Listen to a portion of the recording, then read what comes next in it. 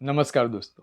आज मैं आपसे एक ऐसा राज शेयर करने जा रहा हूं जो आपके बिजनेस को आसमान की ऊंचाई तक पहुंचा सकता है।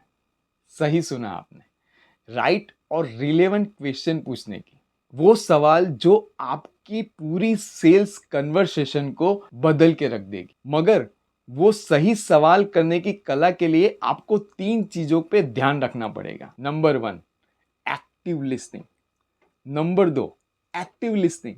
और नंबर 3, एक्टिव लिसनिंग। आपको लगेगा ये माजरा क्या है? दोस्तों, जैसे मेरे ये हाथों की पांचों उंगली एक जैसी नहीं है ना, वैसे हमारा कस्टमर भी एक जैसा नहीं है। हमारे हर एक कस्टमर की नीड, इंटरेस्ट, कंसर्न और एक्सपेक्टेशन अलग अलग होती है। नीड यानी कि उसकी समस्या, इंटरेस्ट यानी कि उसकी रुचि, उसकी दिलचस्पी, कंसर्न यानी कि उसकी चिंताएं और एक्सपेक्टेशन यानी कि उसकी अपेक्षाएं। सारे कस्टमर की नीड, इंटरेस्ट, कंसर्न, एक्सपेक्टेशन अलग अलग होती है। इसीलिए जब आप कस्टमर से बात कर रहे होते हैं ना, तो आपको हर एक कस्टमर की हर एक बात बड़ी ध्यान से सुननी होती है। उसी का नाम है एक्टिव लिसनिंग। क्योंकि कस्टमर की बातों से ही निकल के आएगी उसकी परिस्थिति, उसकी सही जरूरत क्या है, उसकी सही स्थिति क्या है, और वहीं से आएगी सही सवाल, सही टाइम पे सही सवाल करने की कला। कई कंसल्टेंट मुझे पूछते हैं कि सर, आपने ये कला कहाँ से सीखी, सही टाइम पे सही सवाल करने की कला? अभी आपको भी क्यूरियोसिटी होगी कि मैंने ये कला कहाँ से सीखी। तो चलिए आज इस बातों से पर्दा उठा ही लेते हैं। ये बातें मैंने सीखी है 3 जगह से। एक, छोटे बच्चों से।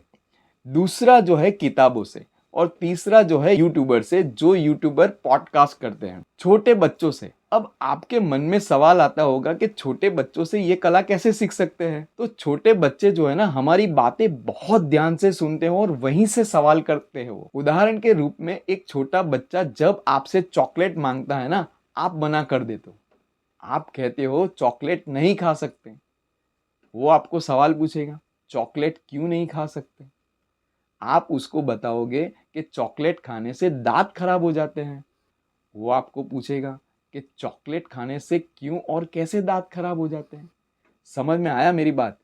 बच्चा जो है आपकी बातें बहुत ध्यान से सुनता है, और वहीं से आप जो बात बोलते हो, जो आप शब्द बोलते हो, उसी से वो सवाल करना जानता है। यही है एक्टिव लिसनिंग की ताकत। इसी तरह जब आप अपने कस्टमर से बात कर रहे होते हैं, तो आपको एक्टिव लिसनिंग करनी पड़ेगी, क्योंकि एक्टिव लिसनिंग से ही निकल के आएगी आपकी सही समय पर सही सवाल पूछने की ताकत। और अगर आपने एक्टिव लिसनिंग कर लिया और सही समय पर सही सवाल पूछ लिया, तो आपका जो है पूरा कस्टमर पे, पूरा कन्वर्सेशन के टाइम पे आपका कंट्रोल रहेगा, आपकी कस्टमर पे पकड़ रहेगी।